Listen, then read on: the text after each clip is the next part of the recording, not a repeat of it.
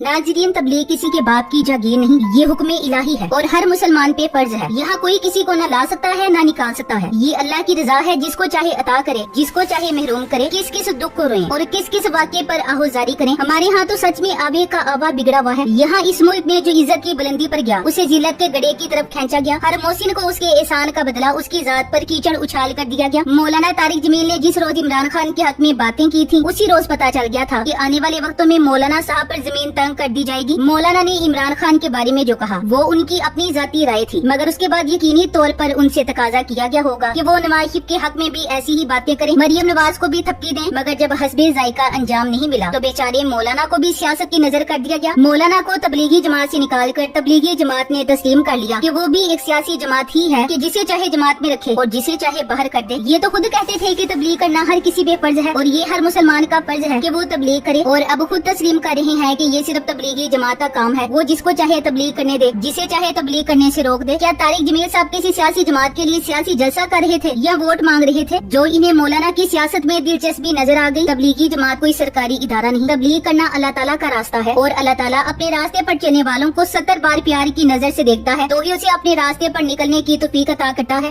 ये कोई सरकारी काम नहीं, ये नबियों वाला काम है। तबलीग का काम तमाम मुसलमानों की मुश्तरका जिम्मेदारी है। मौलाना तारिक जमील ने जिंदगी की 6 दहाइयाँ यही काम किया। अल्लाह की उन पर नजरें करम रही और उन्होंने तबलीग के काम को पाकिस्तान से लेकर बैरूने मुल्क तक हर जगह फैला दिया। अल्लाह के दीन की तबलीग किसी तबलीगी जमात की मोहताज नहीं। बात सिर्फ इतनी है कि जो दर्स दूसरों को दे रहे हैं उस पर खुद कितना अमल करते हैं। मौलाना साहब ने हक बात कही, वो जो दूसरों को सिखा रहे थे उस पर अमल किया है। इस जालिम हुकूमत को पसंद नहीं आया। आज मौलाना जिन हालात से गुजर रहे हैं उन पर जो कुछ बीत रही है, कहीं न कहीं उसके पीछे मरियम नवाज का हाथ है। पंजाब हुकूमत यानी मरियम नवाज सरकार ने मौलाना पर जमीन तंग कर दी। इन्होंने तबलीगी जमात वालों पर इतना दबाव डाला कि इन्होंने मौलाना तारिक जमील के बयान पर पाबंदी लगा दी। मौलाना जो 18 साल की उम्र में अपने डॉक्टरी की कुर्बानी देकर तबलीग की तरफ चले गए थे, आज 75 साल की उम्र में एक बारी शख्स उनके घटिया सियासी इंतकाम का शिकार हो गया। मौलाना साहब ने हक सच की कीमत अदा की है, इसीलिए अपने पराए हो गए, अपनी ही तबलीगी जमात वाले उनके दुश्मन हो गए। ये वीडियो क्लिप मुलाहजा फरमाएं। मेरी जिंदगी लग गई, मेरी 18 साल की उम्र में मैं रायगढ़ आया, अब मैं 72 साल का हो गया हूँ। कम वक्त तो ये समझ में नहीं आता कि मैं एक बहुत बड़े खानदान से अल्लाह ने मुझे इधर एक बहुत बड़ी कुर्बानी के साथ यहाँ पहुंचाया और तुमने मुझे खिलौना बनाया हुआ है। जिनको बात करने का सलीका नहीं उनको तुम बैठा रहे हो, जिसको अल्लाह ने एक नेमत दी है उसको तो तुम कांटे लगा रहे हो। ये करता है वो करता है, तुम लोग क्या कर रहे हो बैठे हुए? जब अब्दुल्लाह साहब कश्फ की कापियां पढ़ते थे उस वक्त तुम लोगों को उसूल याद नहीं थे।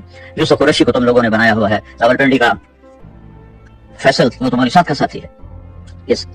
ये सर मेरे लिए सब कुछ।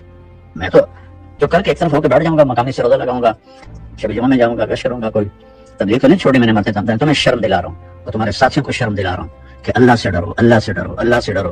तुम्हारे दिलों में निफाक भरा हुआ है, मुनाफिकत भरी हुई है। रायमंड को ताले लगवा दें अगर उसको हम लेकर आए तो रायमंड को ताले लग जाएंगे मेरे बयान करने से। बहरहाल मैं बहुत दुख में हूँ, इसलिए तुम्हें पता है इतने साल से इकट्ठे हैं, मैंने कभी ऐसी बात, लेकिन तुम लोगों ने जालिमों मुझे वहां तक पहुंचा दिया है कि मेरी बस हो गई है।